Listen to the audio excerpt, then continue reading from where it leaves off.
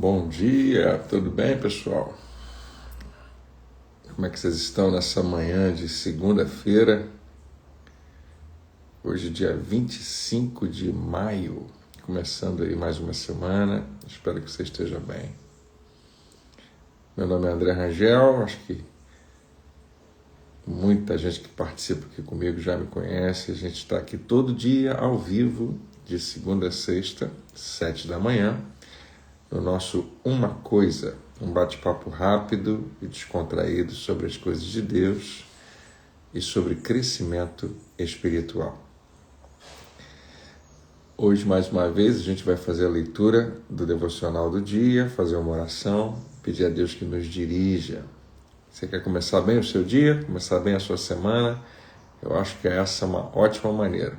Olhar para a palavra de Deus, pedir direção a Deus, a receber aquilo que Ele tem para nós hoje. E essa é uma grande possibilidade. Você pode hoje receber o que Deus preparou para você. Você pode apenas saber, conhecer, ou você pode nem ficar sabendo, mas tome uma decisão. Você quer conhecer o que Deus planejou para você e você quer praticar isso? Isso é uma ótima ideia. E eu recomendo que você faça isso todo dia. Então a gente faz esse pequeno esforço aí todo dia pela manhã, de caminhar junto. É o meu devocional repartido com você, é o seu devocional compartilhado com muitos, né? Para a gente começar o nosso dia recebendo inspiração, tendo um tempo de reflexão na palavra. E quem sabe isso vai nos ajudar a tomar decisões importantes hoje. Eu creio que assim pode ser. Talvez você esteja assistindo comigo agora ao vivo, é um prazer imenso ter você aqui. Muita gente boa aí que está sempre aí. Bom dia a todo mundo. E talvez você esteja assistindo depois. Muita gente assiste aí depois. Ótimo, que bom ter a sua companhia também nesse momento. Você sabia que a gente está aqui no Instagram? E você deve divulgar para todo mundo aí que você acha que pode ser abençoado também. E também estamos somente em áudio lá no Spotify. E repete tudo aqui também de novo no nosso YouTube, no canal do YouTube Nova Vida Online. Então são várias opções aí que pode ser preferência para alguém, né? Deixa eu dar bom dia para todo mundo que chegou aqui e a gente já começa a nossa leitura. Bom dia, Fran, Teca, Patrícia, Carlos, bom dia, Ângela, Cláudia, Ale, a turma está sempre aí comigo.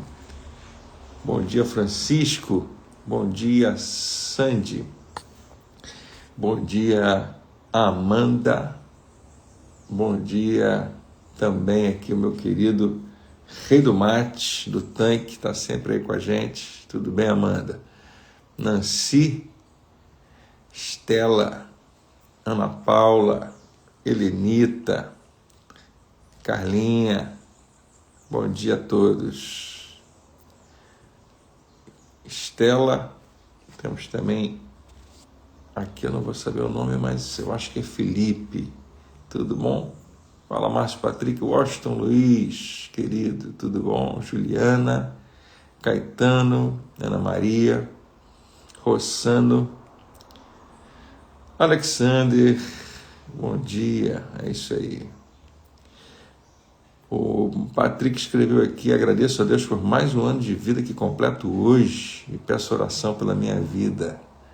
Parabéns, querido Patrick, tudo bom? Eu vi você na igreja ontem, parabéns pelo seu dia, que dia especial, 25 de maio, bonita data, Deus te abençoe. Bom dia, Juliana, amém, graças a Deus. O meu amigo aqui do Rei do Mate também está mandando um bom dia para o Gabriel Mendonça, Deus abençoe. Bom dia, Nancy, tudo bem? Amém. Vamos orar pela vida do Patrick, do Márcio Patrick. Pai, obrigado por mais um ano de vida, te agradecemos e te louvamos pela vida do Márcio, Senhor, que hoje está completando mais um ano de vida e é um presente para nós, para todos nós que estamos envolvendo a vida dele. Obrigado, Senhor, por homens e mulheres que decidiram, meu Pai, te seguir e são uma bênção na igreja. Nós desejamos, meu Pai, que ele possa desfrutar nesse novo ano de vida, um tempo novo na sua vida, de coisas novas que o Senhor tem preparado. Confiamos no teu cuidado, confiamos na tua proteção, confiamos no teu sustento, mas principalmente cremos na tua direção. O Senhor tem um novo passo para que a gente possa dar hoje, e cada um de nós oramos também pela vida de todos que estão aqui comigo e todos que vão ouvir depois. Nós precisamos da tua voz. Nós pedimos, Senhor, que assim seja, que a tua palavra seja o que vai nortear a nossa vida hoje e sempre. Nós abençoamos a vida do Márcio, te agradecemos, te louvamos, declaramos sobre ele a tua bênção e oramos em nome de Jesus. Amém. Amém. Parabéns pelo seu dia.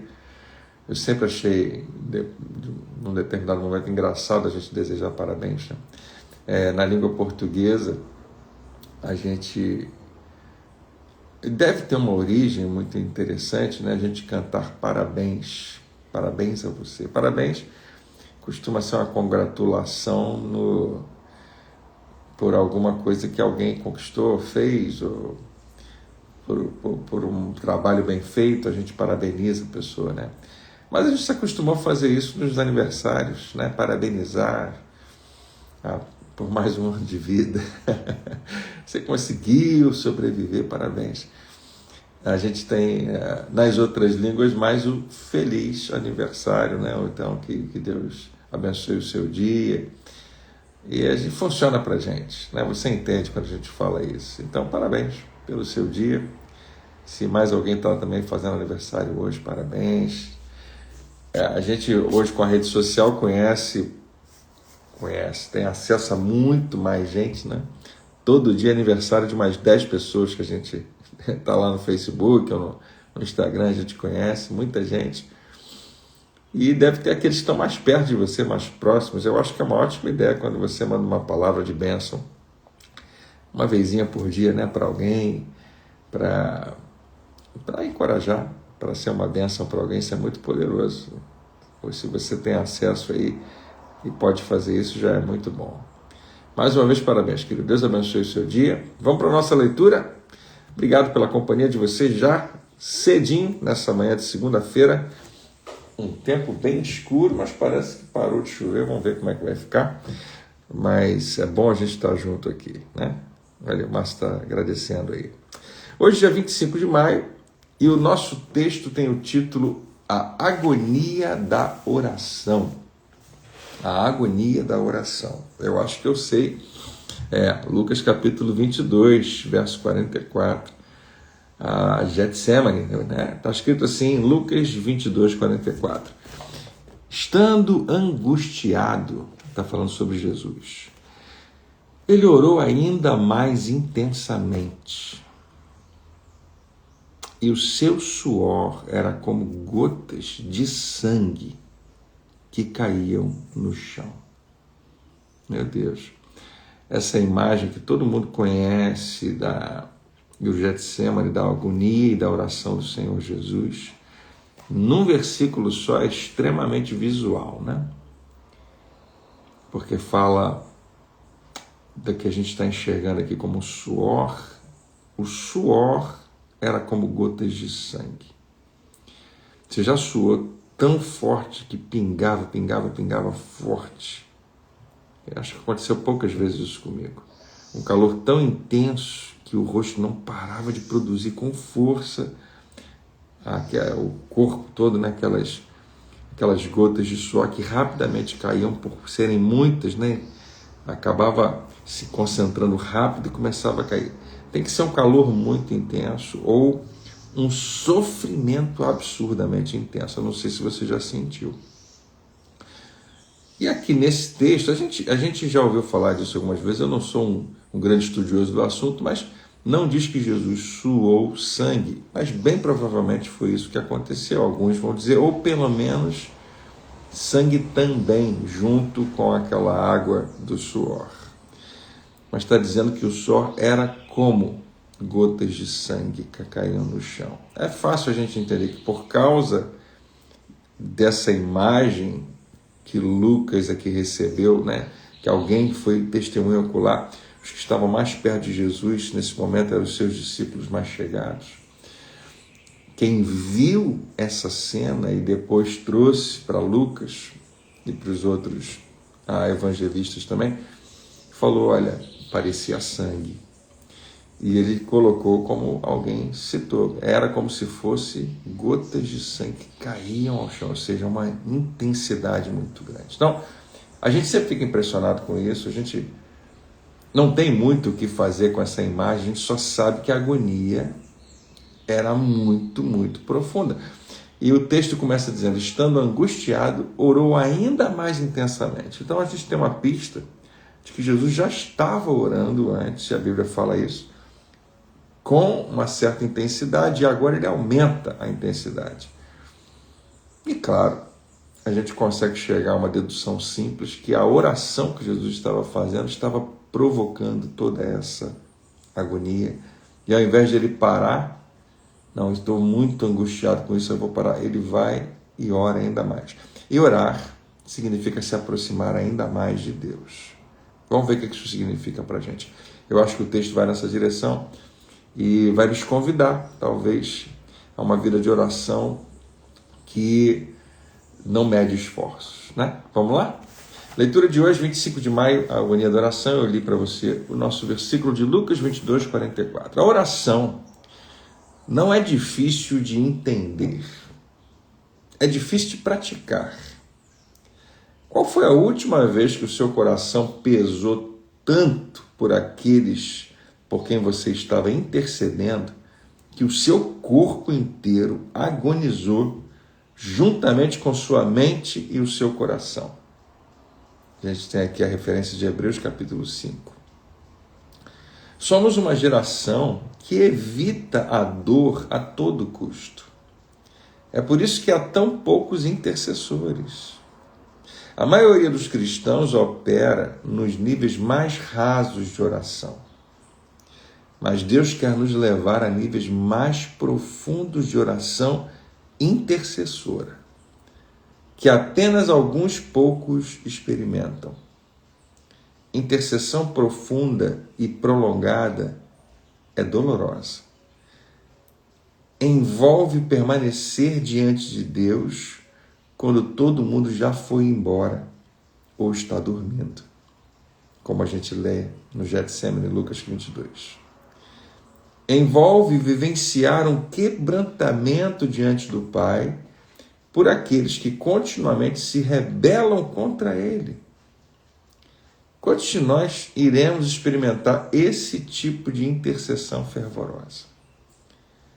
Ansiamos pelo Pentecostes em nossas vidas e em nossas igrejas. Aliás, foi essa semana, né, que a gente celebrou o dia de Pentecostes. Ansiamos pelo Pentecostes em nossas vidas e em nossas igrejas, mas não há Pentecostes sem Getsemane e sem a cruz, sem o Calvário. Como se tornar maduro em sua vida de oração? Resposta? Orando. Quando não nos sentimos com vontade de orar, é precisamente quando devemos orar. Não há atalhos para a oração. Não há livros para ler e seminários para frequentar ou frases inspirativas para memorizar que nos transformem em intercessores. Isso apenas acontece ao nos comprometermos a orar e então orarmos. Por que não aceitar o convite de Deus para se tornar um intercessor? Não permita que você fique satisfeito com orações rasas e centradas em si mesmo. Permaneça com Deus em oração até que Ele o leve a orar no nível que Ele deseja. Amém.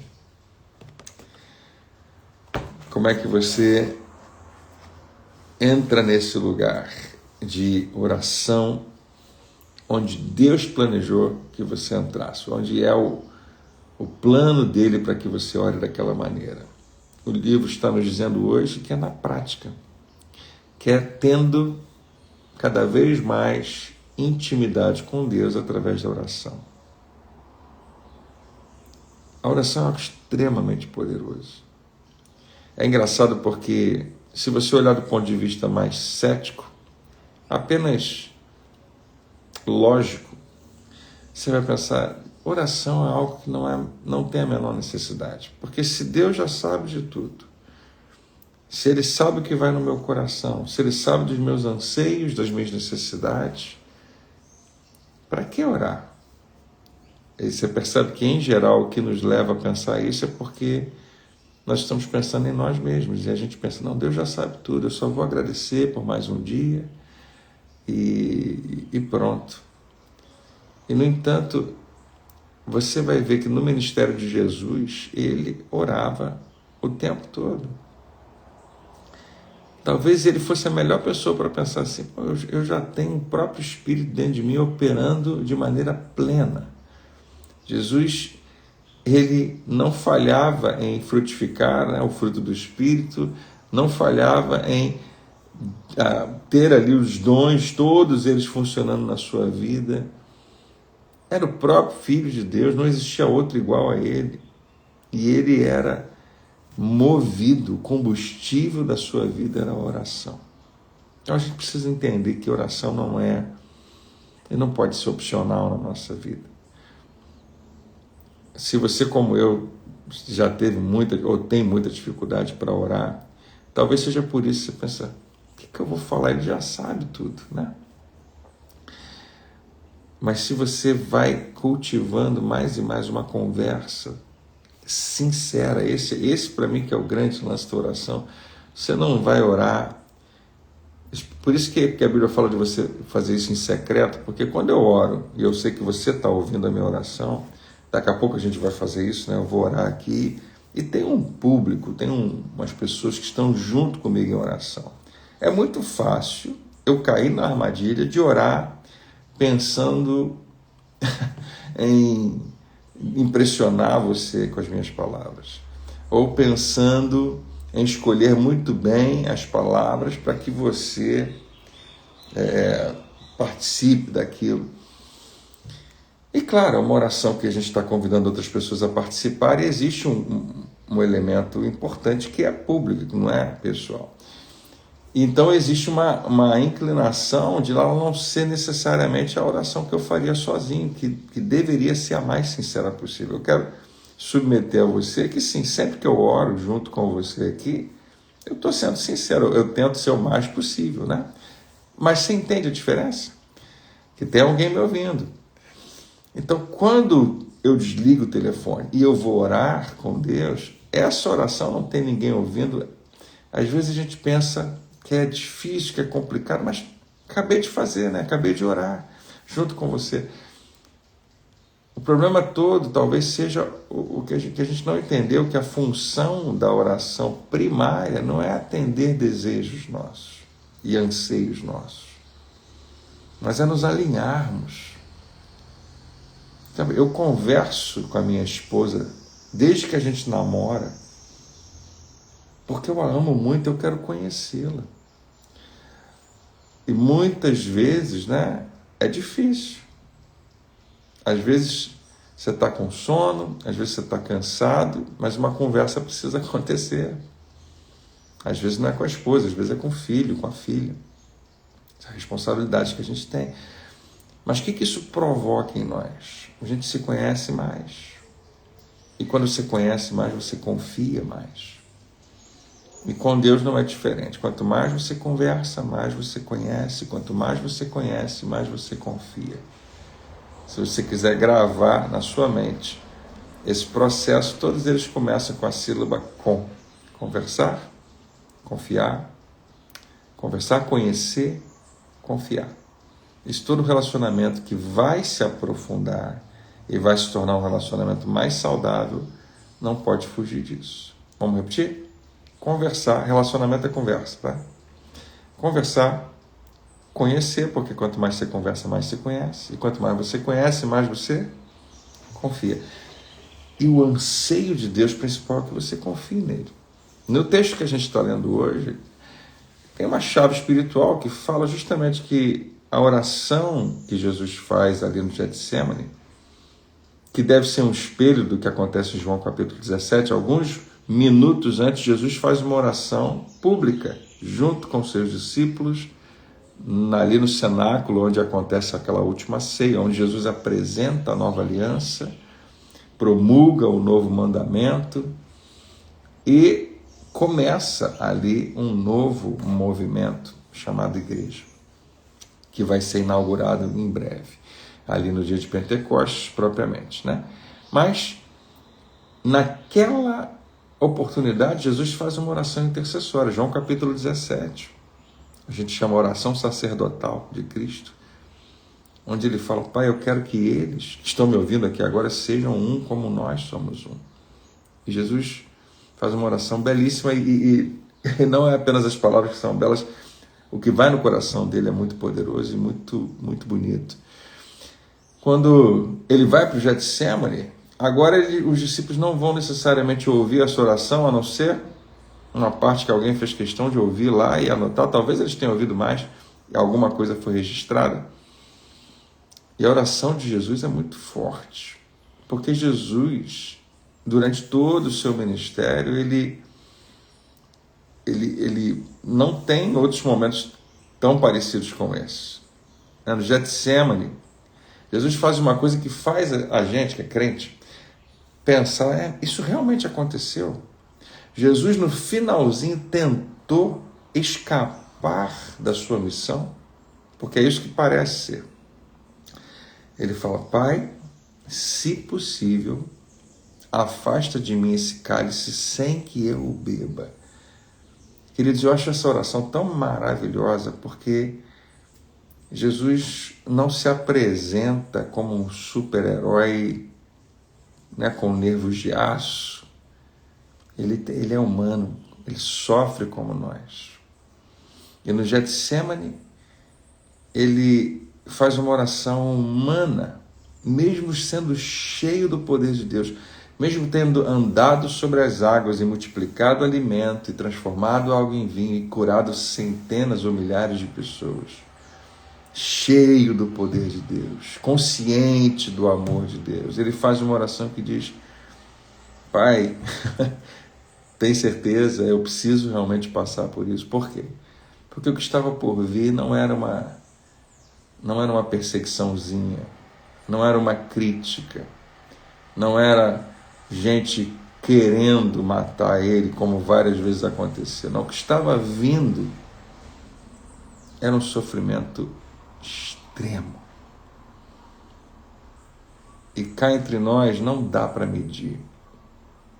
Os filmes e séries e tudo que já tentaram mostrar para a gente, as pinturas, as artes, as esculturas, nunca vão revelar. Porque a gente sempre pensa no caráter físico, de cravos nas mãos. Eu e você não gostamos nem de espetar o dedo. Os nervos dessa parte da nossa mão é uma coisa, uma dor incomparável. Cravos nas mãos, cravos nos pés, asfixia na cruz, açoites.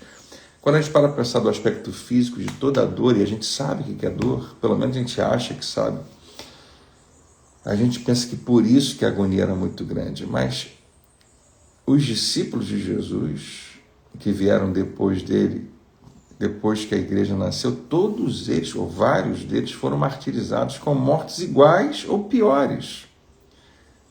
E estavam muitas vezes firmes diante daquelas dores.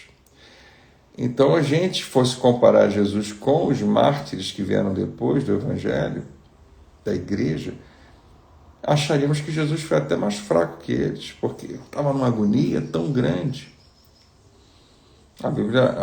A história não vai contar todos os detalhes, mas a agonia de Jesus, o seu sofrimento, não era por causa da dor física que ele iria sofrer. Era muito maior do que isso.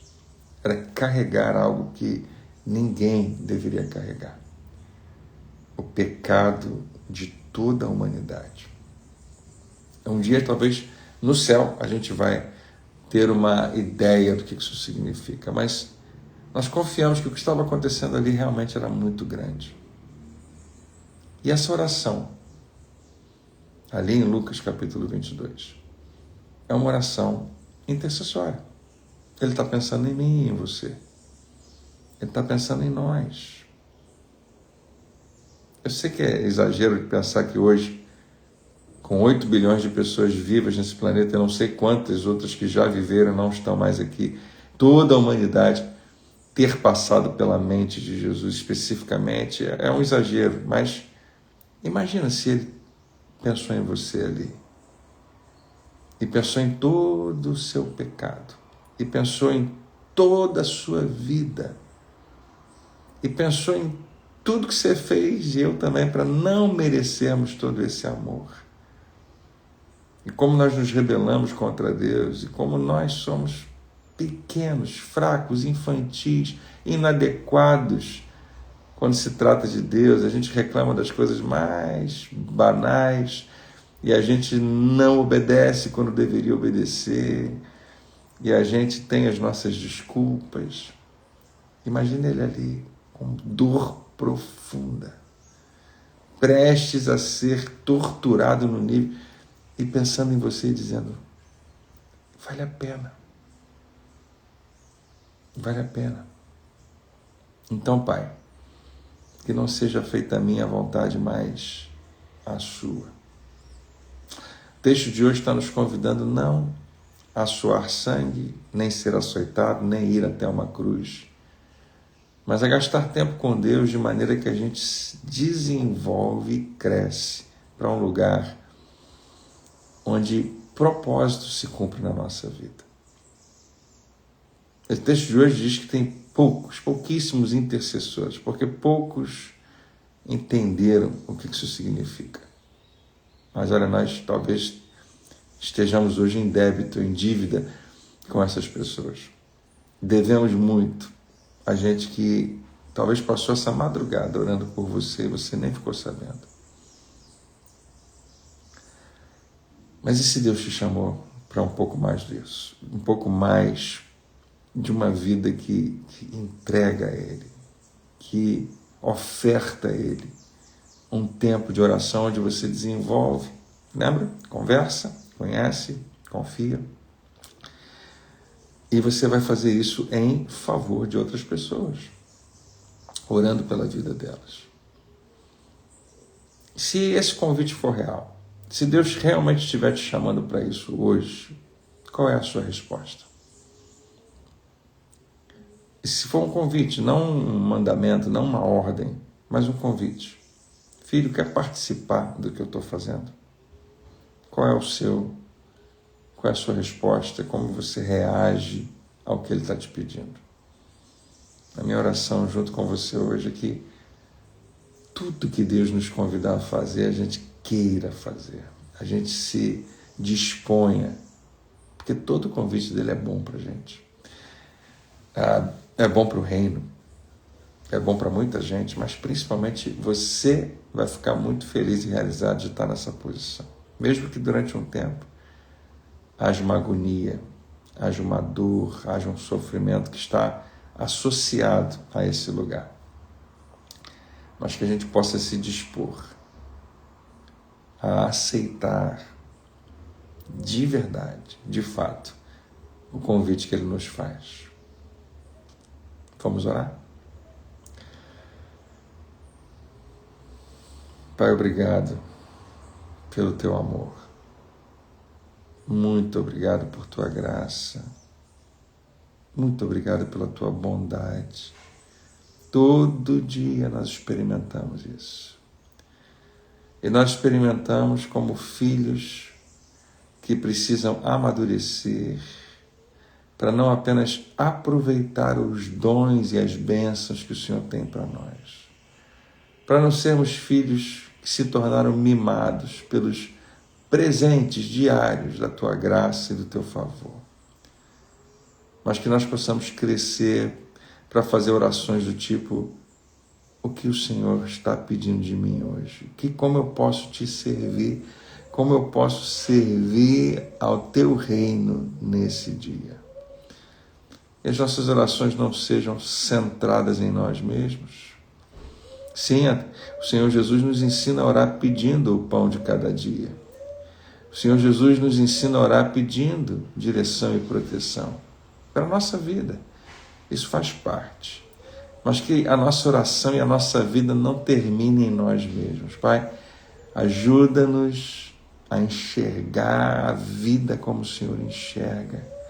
E ensina-nos a orar, ensina-nos a viver, ensina-nos, meu Pai, a te amar e amar o próximo, experimentar esse lugar e o padrão que o Senhor estabeleceu para nós. Que hoje, ainda, seja dia de intercessão na nossa vida. Que nós possamos separar um tempo para o que é mais importante. Nós te agradecemos, Pai, te louvamos por esse novo dia, por essa nova semana, pela renovação de graça e bondade na nossa vida, e te pedimos que nos dirija mais uma vez. Recebe toda a glória, todo o louvor, em nome de Jesus. Amém. Olha, é um prazer imenso estar com você mais uma vez, de verdade.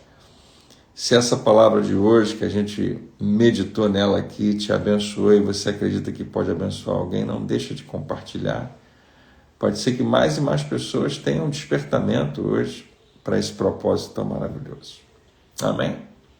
Por falar em propósito, nesse próximo domingo a gente começa uma campanha muito especial, uma maratona de 40 dias de propósito.